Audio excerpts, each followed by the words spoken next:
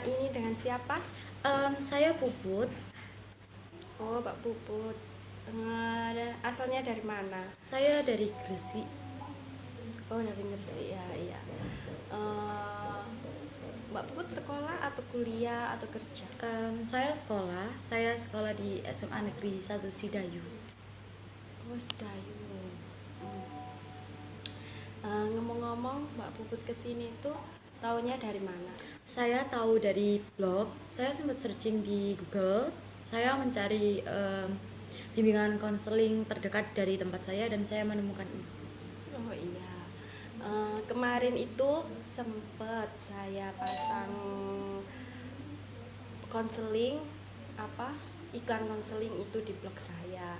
Jadi di sini itu sering yang datang anak kuliah, anak sekolah, terus ada yang orang kerja juga.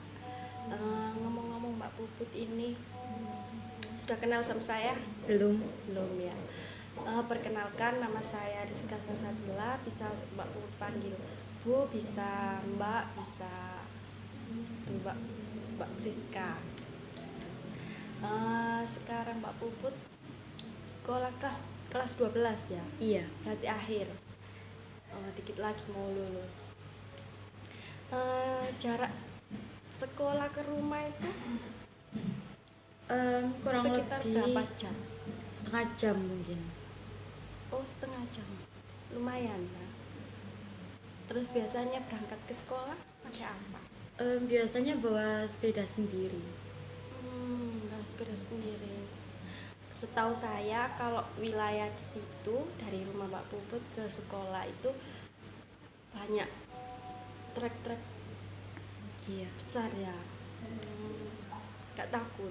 Ya sudah biasa soalnya. Sudah biasa. Dari kelas 1 atau baru kelas 3 ini? Baru kelas 3 ini bawa Baru. sepeda sendiri. Kelas 1, kelas 2 diantar atau Enggak, naik angkutan umum. naik angkutan umum bareng-bareng ya. Iya. Terus Mbak Puput ini sudah pernah melakukan proses konseling? Belum sama sekali, baru perdana ini. Jadi di sini tuh saya jelaskan dulu ya apa itu proses konseling. Proses konseling yaitu bantuan seorang individu konselor terhadap konseli. Jadi di sini saya sebagai konselor dan Mbak Puput sebagai konseli. Terus di dalam proses konseling ini terdapat beberapa asas, tetapi yang kita pakai sekarang ini hanya 2 asas saja. Yang pertama asas kerahasiaan, yang kedua asas keterbukaan. Asas keterbukaan itu Mbak Puput di sini bisa cerita semua apa masalah Mbak Puput yang alami, bisa pokoknya terserah Mbak Puput mau ngomong apa saja ke saya itu bisa. Terus yang kedua asas kerahasiaan. Jadi di sini asas kerahasiaan itu Mbak Puput dari Mbak Puput cerita semua ke saya. Semuanya itu saya rahasiakan. Oke, dari sini yang saya jelasin tadi tentang asas, tentang pengertian konseling, di sini tuh Mbak Puput paham? Iya, sudah Paham. Dalam proses konseling itu juga terdapat kontrak waktu, yaitu ada 30 menit, 20 menit. Biasanya sering dipakai orang-orang yang datang ke sini itu 30 menit. Tapi kalau Mbak Puput bisa nambah waktu juga bisa. Kira-kira berapa menit maunya? Mungkin 20 menit atau 30 menit saja mungkin cukup. 20 menit saja ya. Sekarang silakan Mbak Puput bisa bercerita apa yang menjadi kendala Mbak Puput sekarang. Kan di masa pandemi seperti ini pembelajaran dilakukan secara daring. Kendala terbesar yang dialami setiap siswa, mungkin bukan cuma saya, tapi seluruh siswa yang melaksanakan pembelajaran secara daring juga mengalami apa yang saya rasakan. Kendala terbesar saat ini mungkin handphone. Saya jadi sulit belajar karena saya lebih sering bermain handphone, seperti membuka aplikasi TikTok, Instagram, YouTube, Facebook Lebih- dan semacamnya. Iya, lebih menghabiskan waktu untuk bermain handphone daripada digunakan belajar. Selama 1 semester ini saya susah, bahkan sangat susah memahami apa yang dijelaskan oleh guru saya. Karena karena saya pribadi sudah terbiasa kan dari awal masuk sekolah sampai sekarang, sudah terbiasa tatap muka gitu kan. Iya. Pembelajaran tatap muka bukan secara daring. Tapi di tahun terakhir ini mungkin gimana ya, di tahun terakhir tapi malah dikasih pembelajaran daring seperti ini. Jadi mungkin kesannya lebih susah, lebih sulit dikerjakan seperti itu. Jadi di sini masalahnya Mbak Puput itu susah, malas gitu kan. Iya. Malas lebih karena sekolah online gitu. Jadi selama pandemi ini Mbak Puput menjalani sekolah online daring terus. Kalau boleh tahu itu sistemnya kayak gimana? Sistem Menggunakan aplikasi apa atau dari sekolah sudah dari sekolahan itu sudah punya aplikasi tersendiri atau menggunakan apa, terus jam-jamnya itu kayak gimana? Untuk jamnya sama seperti Sekolah sekolah, biasa. cuma lebih dipadatkan karena nggak ada istirahatnya gitu kan. Kalau pembelajarannya, bagaimana metode pembelajarannya? Jadi guru saya memberikan materi melalui PPT atau bisa kadang menjelaskannya melalui aplikasi YouTube. Kalau nggak gitu kita melalui Google Meet. Guru saya menjelaskan seperti di kelas pada umumnya. Tapi ya kadang terkendala dengan sinyal yang membuat males mungkin ya, karena kan terhambat gitu, nggak langsung gitu. Iya. Jelasnya susah. Iya, saya mengerti. Saya juga kan juga mengajar di salah satu sekolah swasta di sini. Terkadang sinyalnya itu putus terus, kadang keluar sendiri. Makanya anak-anak itu sering bilang gini, Bu, kenapa kok keluar masuk terus? Oh, sinyalnya ini loh lagi Iya, error gitu. Terus kalau boleh tahu kegiatan sehari-hari Mbak Puput itu di rumah itu kayak apa aja? Dari bangun tidur ya. Kalau dari bangun tidur ya, apalagi kalau bukan handphone. Makanan setiap hari juga handphone gitu kan. Kalau waktunya sekolah ya paling cuma absen. Kalau ada meet ya meet. Kalau nggak ada ya tugasnya ditumpuk doang, tinggal tidur gitu kan. Ya gitulah sehari-hari. Oh, terus gurunya itu kalau misalnya ngasih tugas itu sering mendadak atau masih waktunya itu dalam jangka waktu yang panjang gitu? Biasanya kalau tugas itu diberi jadi pertemuan pertama diberi materi, pertemuan kedua dikasih tugas, kadang di pertemuan ketiga baru kita tugas. Berarti ada waktu yang cukup Iya. lama. Iya. Dari waktu yang lama itu mungkin Mbak Put bisa kayak ngeremehin gitu. Oh, Masih ngumpulnya lama. masih lama gitu. Iya, saya terus keinginan Mbak Puput untuk kedepannya itu seperti apa? Saya ingin berubah, saya ingin lebih rajin seperti sekolah pada umumnya gitu. Jadi nggak malas-malas lagi. Berarti kalau misalnya sekolah offline biasanya itu Mbak Puput bisa rajin gitu. Iya, karena kan ya mungkin takut juga karena ketemu gurunya secara langsung gitu kan. Terus dari kegiatan sehari-hari Mbak Puput sama keinginan Mbak Puput ini sinkron nggak menurut Mbak Puput? Enggak. Nggak sinkron kan?